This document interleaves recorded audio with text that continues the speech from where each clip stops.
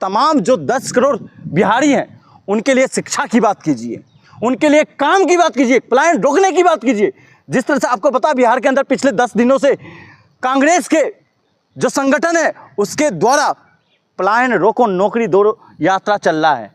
ये कहीं ना कहीं वाकिफ है बिहारियों के लिए, उसका अधिकार है। आते हैं बिहार के मुख्यमंत्री नीतीश कुमार जिस तरह से पिछले कुछ सालों से जो हरकतें कर रहे हैं, वो हरकतें केवल नीतीश कुमार की छवि को खराब नहीं कर रहा है, वो छवि को खराब कर रहा है या धूमिल कर रहा है, तो बिहार वासियों के 10 करोड़ लोगों की छवि को खराब किया जा रहा है। सुमित भाई, नीतीश कुमार का आपने वीडियो देखा होगा, उसके बाद आप क्या कह रहे हैं? सोशल मीडिया बहुत वायरल हो रहा है। आते हैं बिहार के मुख्यमंत्री नीतीश कुमार जिस तरह से पिछले कुछ सालों से जो हरकतें कर रहे हैं, वो हरकतें केवल नीतीश कुमार की छवि को खराब नहीं कर रहा है, वो छवि को खराब कर रहा है या धूमिल कर रहा है, तो बिहार वासियों के 10 करोड़ लोगों की छवि को खराब किया जा रहा है।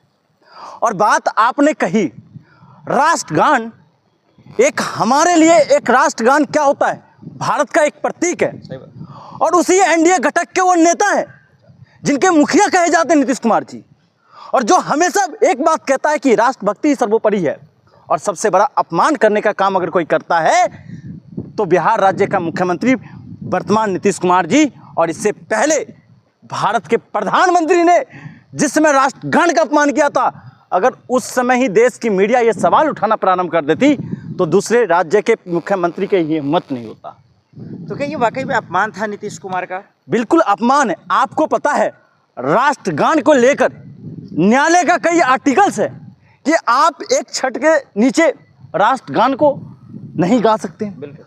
दूसरी बात, ऐसी कोई हरकतें नहीं कर सकते, क्योंकि कोई हरकतें करना राष्ट्रगान के समय मतलब देश का अपमान होना, मतलब देश के संविधान का अपमान होना, मतलब देश के लोकतंत्र का अपमान होना, मतलब देश के लोकमत का अपमान होना।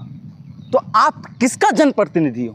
लेकिन उनके नेता, उनके प्रवक्ता जेडीयू के कह रहे हैं ये अपमान नहीं है, ये बदनाम करने की साजिश है। सुनिए, उनके नेता हो या प्रवक्ता हो, जिसने बिहार को लालू के नाम पर हमेशा बदनाम करने का काम किया हो, जिस लालू ने समता का एक प्रतीक दिया और एक संकेत दिया है पूरे देश में, उसको बदनाम करने का काम, उसको अपमान करने का काम करता, उससे हम उम्मीद ही क्या लगा सकते हैं। और आते हैं जनता दल यूनाइटेड से।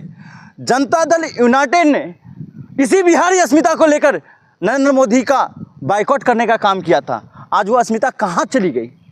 आज वो ईमान कहाँ डूब गई है नीतीश कुमार की या जेडीयू के नेताओं की? आज बिहारी अस्मिता नहीं जग रहा है। आज कम से कम बिहार दिवस है, कम से कम बिहार दिवस के नाम पर आपको तमाम जो 10 करोड़ बिहारी हैं उनके लिए शिक्षा की बात कीजिए, उनके लिए काम की बात कीजिए, पलायन रोकने की बात कीजिए।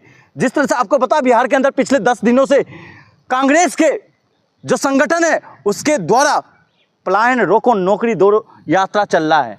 ये कहीं ना कहीं वाकिफ है बिहारियों के लिए, उसका अधिकार है, हक है।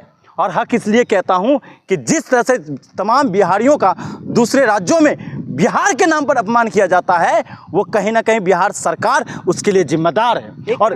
और बिहार सरकार जिम्मेदार कहता हूं तो जिस नरेंद्र मोदी हमेशा जब बिहार का चुनाव होता है तो बिहार की धरती से क्या कहते हैं कि बिहार को नंबर 1 बनाऊंगा, और लेकिन जब बिहारियों को अपमान किया जाता है तो उनकी एक जुबान नहीं निकलती है। इसी दिल्ली में चुनाव हुआ है, अभी इसी दिल्ली में चुनाव हुआ है। भारतीय जनता पार्टी के तमाम नेता ने क्या बयान दिया था?